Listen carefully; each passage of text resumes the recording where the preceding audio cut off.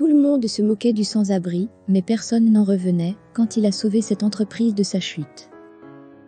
Dans les locaux de Roap, une entreprise spécialisée dans le packaging, tout ce qui concerne les emballages de produits, les cartons d'habillage, les étiquettes, etc., on pouvait apercevoir que le nombre des employés avait beaucoup diminué.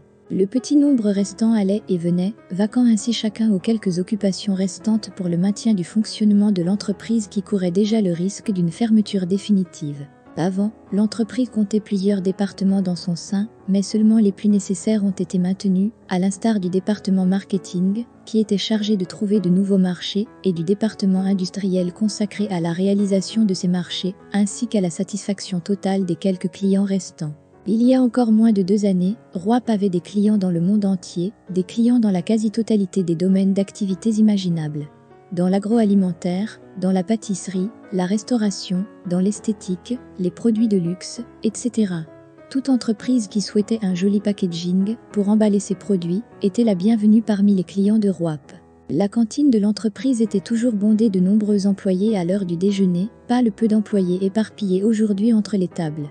L'entreprise a déjà effectué 2 mises en chômage technique, se séparant ainsi de la majorité de ses collaborateurs. La prochaine vague de mise en chômage technique signerait la fin pour Roap, et elle n'était pas loin, si les choses ne s'amélioraient pas.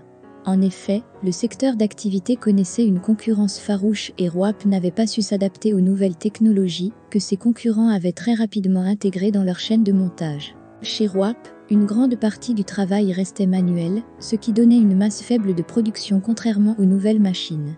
L'entreprise a donc puisé dans ses réserves et collecté difficilement des fonds pour investir dans des machines japonaises très performantes pour se mettre à jour et retrouver le sommet des affaires. Une ruelle longeait le mur des installations de Roap, au sud de la cantine. La porte arrière des cuisines s'ouvrait sur la ruelle. Les cuisiniers qui travaillaient à la cantine empruntaient cette porte pour jeter les restes de nourriture dans les différentes poubelles qui se trouvaient là sur le côté de la ruelle. Un clochard avait pour habitude de pointer à cet endroit pour ramasser les restes qu'il mangeait. Les employés aimaient beaucoup taquiner cet homme qui venait sauter sur les restes de repas destinés au bac à ordures. Mais l'homme ne tenait pas compte de ces railleries, sa priorité étant de se remplir le ventre, afin de pouvoir tenir encore durant le temps qui lui restait encore à passer sur cette terre. Oui, en réalité, il ne demandait plus grand-chose à la vie. Juste du pain quotidien et un coin où poser sa tête pour dormir un peu. À cet endroit, personne n'avait jamais questionné ce sans-abri pour savoir d'où est-ce qu'il venait ou encore qui est-ce qu'il était. D'ailleurs, personne ne se souciait de savoir quoi que ce soit de lui à l'exception de Laura. Laura travaillait comme serveuse dans la cantine de Roap. Elle faisait partie du personnel chargé du bon fonctionnement de la cantine, le ravitaillement des provisions, la cuisson et jusqu'au service des employés à table pendant la pause déjeuner. Elle avait remarqué que ce clochard venait tous les jours. Et elle s'était prise d'une compassion rare pour lui, tandis que ses autres collègues le trouvaient plutôt répugnant. Laura ne le voyait pas de cet œil. Il lui arrivait même de lui donner, mais discrètement, de bons morceaux à manger. Elle traitait le mendiant avec respect et bonne manière. Il s'asseyait là, dans le coin à même, le sol sur le trottoir, et il mangeait à sa faim. Il repartait ensuite quand il avait fini. Parfois il emportait même une portion des restes avec lui. Personne d'autre que Laura ne lui adressait la parole. Il lui était parfois arrivé de dire 1 ou 2 mots, mais la plupart du temps, il restait très silencieux. Ses yeux décrivaient une tristesse profonde, comme s'il avait été témoin d'une triste réalité. Il semblait vivre seul dans sa bulle, un peu comme coupé du reste du monde. Il a fallu attendre un seul mois, et les machines venant du Japon étaient arrivées. Elles ont été accueillies avec beaucoup d'enthousiasme et déposées dans le bâtiment aménagé à cet effet. Cependant, la joie des administrateurs de Roap devait être vite rabattue. En effet, ils ne trouvaient ni ingénieurs, ni techniciens assez qualifiés pour installer les machines, encore moins pour les faire fonctionner. C'était un véritable problème, et l'entreprise ne pouvait se payer le luxe de déplacer des ingénieurs du Japon. L'investissement sur les nouvelles machines avait déjà été très dur à réaliser. Il fallait rapidement faire tourner ces nouvelles bêtes japonaises car le département marketing de Roap avait fait un véritable tapage autour de cette nouvelle acquisition pour abattre des clients très intéressants, dont même certains avaient accepté de passer des commandes et d'effectuer des paiements à l'avance. Ces machines représentaient donc la dernière carte de cette entreprise, or, même les notices d'utilisation étaient entièrement écrites en japonais. Différents ingénieurs se sont essayés en vain, les commandes s'accumulaient et les clients s'impatientaient et réclamaient déjà sérieusement leurs emballages. La pression était intense au sein de Roap, les réunions de crise se succédaient. Les employés restants étaient également très inquiets pour leur travail, voyant leurs espoirs virer au cauchemar. Notre clochard a aussi compris ce qui se passait. Il a entendu Laura en parler avec une collègue. Alors, quand il put suffisamment s'approcher de Laura, la gentille fille des cuisines, il lui demanda si c'était bien vrai que Roap avait très urgemment besoin d'un ingénieur qui connaît le japonais. Elle lui répondit qu'effectivement, la chose était ainsi. Elle ajouta que certainement, elle perdrait bientôt son emploi. Alors, pour la première fois, le mendiant prit la parole avec beaucoup d'assurance, et il dit à la jeune fille : « Je peux résoudre ce problème. Pourras-tu juste me faire arriver devant les responsables ?» Laura le regarda avec étonnement. Elle se demandait si l'homme avait vraiment compris la situation. Mais sans plus réfléchir, elle décida d'agir. Elle alla donc prévenir ses patrons qu'il se pourrait qu'elle ait trouvé quelqu'un qui peut régler le problème des nouvelles machines. Ses patrons la regardèrent étrangement, et le directeur commercial prit la parole et lui demanda de faire venir son ingénieur. Elle alla donc appeler notre sans-abri, qui la suivait accompagné de rires et moqueries de la part de certains employés sur le passage. Quand ils arrivèrent dans la salle de réunion, tous les responsables des différents services de l'entreprise étaient présents, attendant de voir qui était donc celui qui allait les tirer d'affaire. Quand Laura leur dit que le mendiant était celui-là, qui avait la solution au problème, ils éclatèrent tous de rire, et certains pensaient que c'était une mauvaise blague. Bref, ils n'en revenaient pas.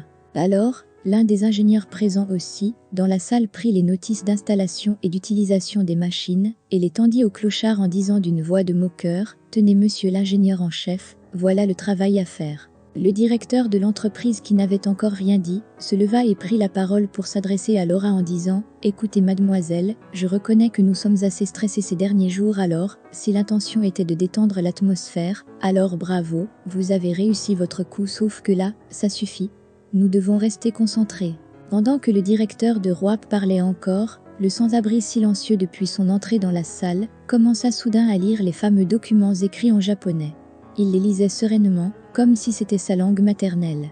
Ils étaient tous figés par son éloquence. Il l'écoutait avec attention et admiration. À chaque fois qu'il finissait de lire un paragraphe, il le traduisait, tout en leur expliquant correctement ce qu'il fallait faire. À la fin du deuxième paragraphe, le directeur général l'amena directement à l'usine devant les machines. Tous les autres les suivaient. Le mendiant prit les outils adéquats parmi ceux qui étaient rangés là, et il se mit d'abord à rassembler les pièces, puis à fixer conformément chaque pièce à l'endroit indiqué. Après cela, il se mit à connecter chaque fil, chaque fiche, chaque cordon, chaque câble, et il ne regardait presque jamais les différentes notices de montage quand il travaillait. On pouvait bien voir qu'il maîtrisait parfaitement le domaine. Tout ceci sous le regard à la fois stupéfait et émerveillé de tout le personnel de l'entreprise, qui était désormais spectateur de l'incroyable exploit du mendiant, que tout le monde méprisait encore quelques minutes avant. Ils se demandaient tous pourquoi quelqu'un d'aussi doué a pu se retrouver sans abri, clochard ou mendiant. Après environ 2 heures de temps, il avait terminé. Il mit donc les machines en marche, et elles fonctionnaient parfaitement. Tout le monde se mit à l'applaudir follement, et dès cet instant, c'est chacun qui voulait le toucher, pour le saluer ou le féliciter, et désormais, plus personne ne le trouvait sale, ou répugnant malgré ses vieux vêtements insalubres. Le directeur général l'amena dans son bureau, pour discuter avec lui. Il demanda au clochard ce qu'il voulait comme paiement pour cette prestation. Il lui fit également la proposition de rester, et de travailler pour Roap comme ingénieur en chef, avec tous les avantages liés à ce poste. Mais contre toute attente, l'homme ne voulut rien en retour. Il disait qu'il a fait tout ça pour aider Laura, la gentille fille de la cantine, à garder son emploi. Le directeur fit aussi venir Laura dans son bureau. Le clochard se mit à leur parler de lui. « Mon nom est Patrick Geffroy, originaire d'un pays limitrophe à celui-ci. J'étais un grand ingénieur avec une brillante carrière. J'ai travaillé dans plusieurs pays, et je voyageais aussi à travers le monde pour donner des conférences dans le domaine des hautes technologies. Il y a quelques années, alors que j'étais en vacances, avec ma femme et ma fille dans les îles, nous avons eu un accident de voiture, alors que je conduisais vers l'hôtel. Ma famille a péri dans l'accident, et moi j'étais au coma pendant 2 semaines. À mon réveil, quand j'ai appris la nouvelle, j'étais profondément dévastée. Je suis encore restée 2 mois en soins intensifs dans cet hôpital des îles, puis 2 autres mois pour ma convalescence, et il a fallu ensuite rentrer chez moi tout seul. Je ne voulais plus vivre, ni rentrer chez moi, pour affronter cette vie, qui me rappellerait ma douleur. J'aurais dû mourir aussi ce jour-là. J'ai envisagé le suicide, mais je n'en ai jamais eu le courage.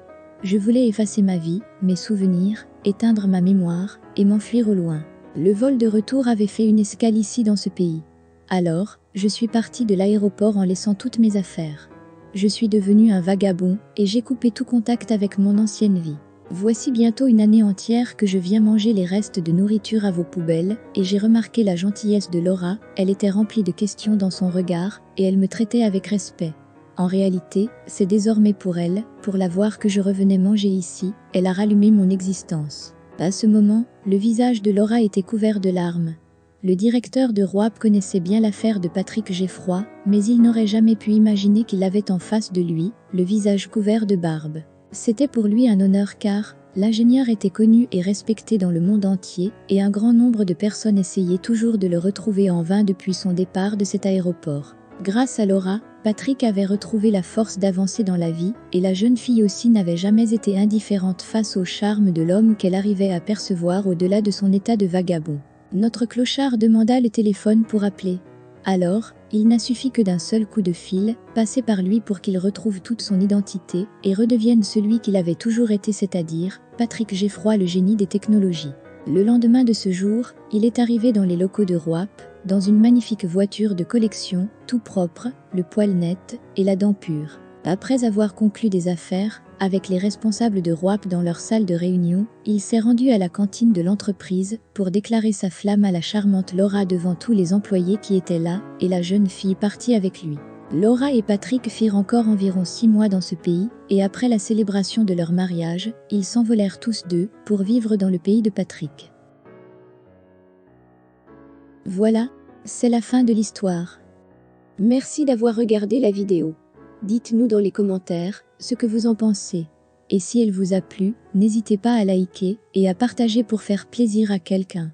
Abonnez-vous et activez la cloche de notification si ce n'est pas déjà fait pour ne rien rater de nos prochaines publications.